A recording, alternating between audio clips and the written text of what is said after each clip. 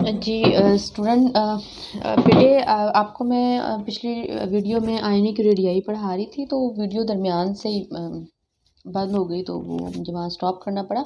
असल में ये वही टॉपिक है, उसी की कंटिन्यूशन है उस टॉपिक की। हम आयनिक रेडियाई डिस्कस कर रहे थे, कैटायनिक रेडियाई हमने डिस्कस कर लिया था। देन अब हम डिस्कस करेंगे एनायनिक रेडियाई। एनायनिक रेडियाई का मतलब है एनायन का रेडियस। एनायन का क्या मतलब होता है? एनायन का मतलब होता है नेगेटिव आयन, ऐसा आयन जिसके ऊपर नेगेटिव चार्ज हो। ठीक है, negative ion is called anion. कब बनता है नेगेटिव आयन? जब एटम इलेक्ट्रॉन को गेन कर लेता है तो उसके ऊपर नेगेटिव चार्ज आ जाता है। जिस तरह हमने बात की थी कि पॉजिटिव आयन हमेशा अपने न्यूट्रल पेरेंट एटम से छोटा होता है, इसी तरह हम एनायन के बारे में कहते हैं कि नेगेटिव आयन हमेशा अपने न्यूट्रल पेरेंट एटम से बड़ा होता है। अब हमने इस चीज़ को एक्सप्लेन करना है कि वाई, ऐसा क्यों है, या क्वेश्चन आ सकता है जस्टिफाई दिस स्टेटमेंट। तो इसमें बेटे दो चीज़ें जो हैं वो हम डिस्कस करेंगे, और इसको डिस्कस करने के लिए मैं यहाँ पर जो एग्जांपल लेने लगी हूँ वो एग्जांपल मैं कोड करने लगी हूँ क्लोरीन की। अब लेट्स सपोज कि हमारे पास जो है वो क्लोरीन का एटम है। क्लोरीन का एटॉमिक नंबर होता है 17। तो इसका मतलब है कि इसके अंदर जो प्रोटॉन्स होंगे वो होंगे 17। 17 एटॉमिक नंबर का मतलब है प्रोटॉन्स की तादाद कितनी होगी? 17 होगी। और अगर ये न्यूट्रल है तो इसमें इलेक्ट्रॉन भी 17 होंगे, जिसमें से पहले शेल में 2 इलेक्ट्रॉन्स होंगे, दूसरे शेल में जो होंगे वो 8 इलेक्ट्रॉन्स होंगे। 4, 5, 6, 7 एंड 8। ठीक है, और थर्ड शेल विल ऑक्यूपाई। अब देखें 2 और 8 10 हो गए, 17 है तो बाकी कितने रह गए? 7। तो वो बाहर वाले शेल में चले जाएंगे, तो ये हो जाएगा 2, 3, 4, 5, 6 और ये 7।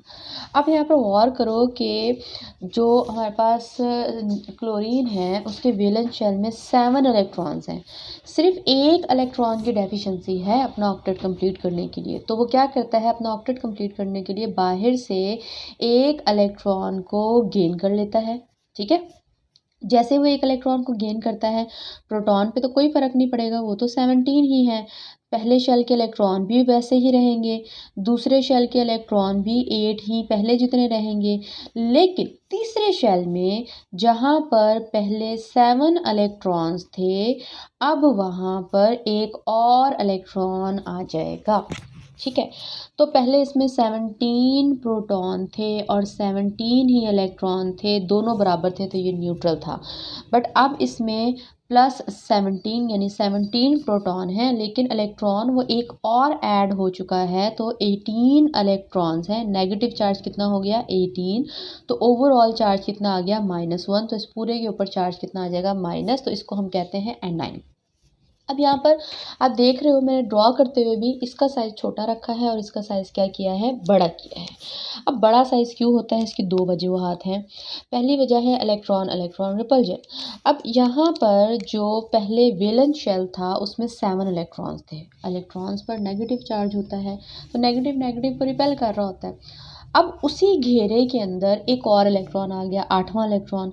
ज़ाहिर बात है नेगेटिव चार्ज एक और आ गया, वो अपनी जगह भी लेगा, वो नेगेटिव अपने साथ वाले नेगेटिव को रिपेल भी करेगा, तो रिपल्जन की वजह से एकदम से जो साइज़ होगा एटम का या आउटर शेल का वो क्या हो जाएगा? इंक्रीज़ हो जाएगा। ठीक है, दूसरी वजह न्यूक्लियस अट्रैक्शन वीक। अब देखो यहाँ पर 17 प्रोटॉन 17 इलेक्ट्रॉन को अट्रैक्ट कर रहे हैं, लेकिन यहाँ पर 17 प्रोटॉन 18 इलेक्ट्रॉन को अट्रैक्ट कर रहे हैं, यानी कि अब जिनको अट्रैक्ट करना है उनकी तादाद बढ़ चुकी है। इसका मतलब कि न्यूक्लियस की अट्रैक्शन क्या हो गई है? वीक। इस वजह से भी वो फैल जाता है। तो दो वजूहात हमारे पास होती हैं जिनकी वजह से एनायनिक रेडियस हमेशा ज़्यादा होता है।